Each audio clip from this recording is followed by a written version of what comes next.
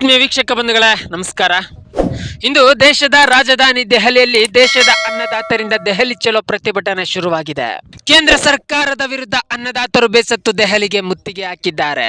ಕೃಷಿ ಉತ್ಪನ್ನಗಳ ಬೆಂಬಲ ಬೆಲೆಗೆ ಕಾನೂನು ಜಾರಿ ಸೇರಿ ಹಲವು ಬೇಡಿಕೆಗಳನ್ನು ಒತ್ತಾಯಿಸಿ ಸಂಯುಕ್ತ ಕಿಸಾನ್ ಮೋರ್ಚಾ ಮತ್ತು ಕಿಸಾನ್ ಮಜ್ದೂರ್ ಮೋರ್ಚಾ ದೆಹಲಿ ಚಲೋಗೆ ಕರೆ ನೀಡಿದೆ.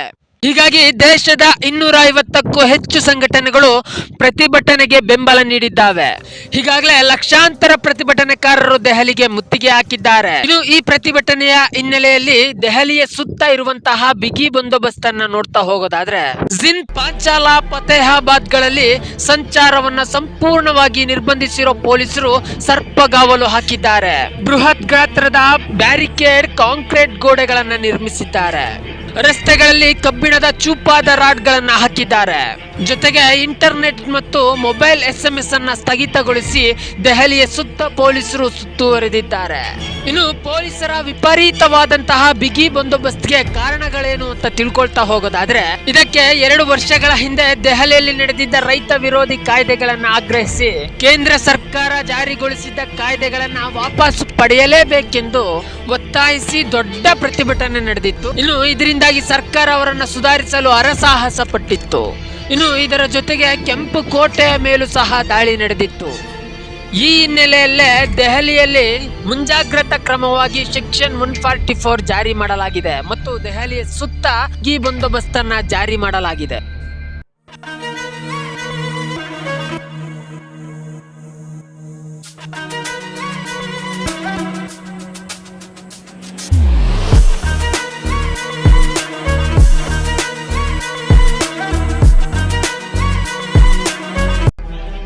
ಇನ್ನು ದೆಹಲಿ ಚಲೋ ಪ್ರತಿಭಟನೆಯ ಸ್ವರೂಪ ಯಾವ ಮಟ್ಟಕ್ಕೇರಿದೆ ಅಂತ ನೋಡೋದಾದ್ರೆ ರೈತರ ಪ್ರತಿಭಟನೆ ಹಿನ್ನೆಲೆ ಇಡೀ ದೆಹಲಿಯಲ್ಲಿ ಸೆಕ್ಷನ್ 144 ಕರ್ಫ್ಯೂ ಜಾರಿ ಮಾಡಲಾಗಿದೆ.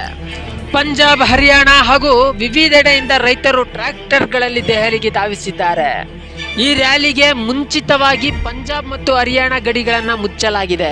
ಇದರ ಜೊತೆಯಲ್ಲಿ ಪಂಬಾಲ, ಜಿಂದ್ ಮತ್ತು ಫತೇಹಾಬಾದ್ ಜಿಲ್ಲೆಗಳ ಗಡಿಗಳನ್ನು ಸಹ ಮುಚ್ಚಲಾಗಿದೆ. ಪಂಬಾಲ, ಜಿಂದ್, ಫತೇಹಾಬಾದ್, ಕುರುಕ್ಷೇತ್ರ, ಇಜೀರ್ ಮತ್ತು ಸಿರ್ಸಿ ಎಂಬ 7 ಜಿಲ್ಲೆಗಳಲ್ಲಿ ಮೊಬೈಲ್ ಇಂಟರ್ನೆಟ್ ಸೇವೆಗಳು ಮತ್ತು SMS ಗಳನ್ನ ಸ್ಥಗಿತಗೊಳಿಸಲು ಹರಿಯಾಣ ಸರ್ಕಾರ ಆದೇಶಿಸಿದೆ.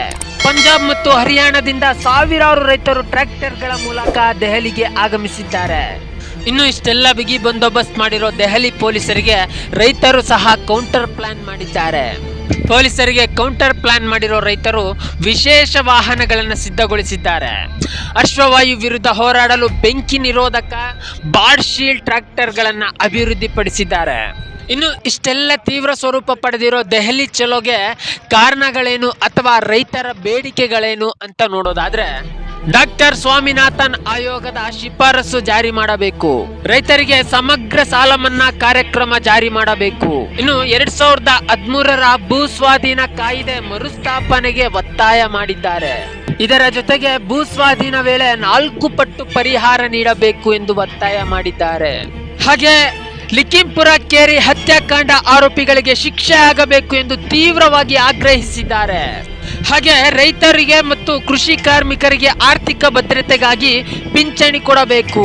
ಇದರ ಜೊತೆಗೆ ಉದ್ಯೋಗ ಖಾತ್ರಿ ಉದ್ಯೋಗ 200 ದಿನದವರೆಗೆ ಮಾಡಬೇಕು. ಹಾಗೆ ದೈನಂದಿನ ಕೂಲಿ 700 ರೂಪಾಯಿಗೆ ಏರಿಕೆ ಮಾಡಬೇಕು ಎಂದು ಒತ್ತಾಯಿಸಿದ್ದಾರೆ. ನಕಲಿ ಬೀಜ, ರಸಗೊಬ್ಬರ ಕಂಪನಿಗಳ ಮೇಲೆ ಕ್ರಮ ಕೈಗೊಳ್ಳಬೇಕು. ಬೆಳೆಗಳಿಗೆ ಕನಿಷ್ಠ ಬೆಂಬಲ ಬೆಲೆಗೆ ವಿಶೇಷ ಕಾನೂನನ್ನ ರೂಪಿಸಬೇಕು. ಇದರ ಜೊತೆಗೆ ಭೂಮಿ ಪಡೆಯಲು ರೈತರ ಲಿಖಿತ ಒಪ್ಪಿಗೆಯನ್ನ ಪಡೆಯಬೇಕು. ಇನ್ನು ಇಷ್ಟೆಲ್ಲ ಬೇಡಿಕೆಗಳನ್ನ ಆಗ್ರಹಿಸಿ ದೆಹಲಿ ಚಲೋ ಪ್ರತಿಭಟನೆಯನ್ನ ದೇಶದ ಅನ್ನದಾತರು ಶುರು ಮಾಡಿದ್ದಾರೆ. ಇದಕ್ಕೆ ನಮ್ಮ ಸರ್ಕಾರ ಯಾವ ರೀತಿ ಮಣಿಯುತ್ತೆ ಎಂಬುದನ್ನ ಕಾದು ನೋಡೋಣ.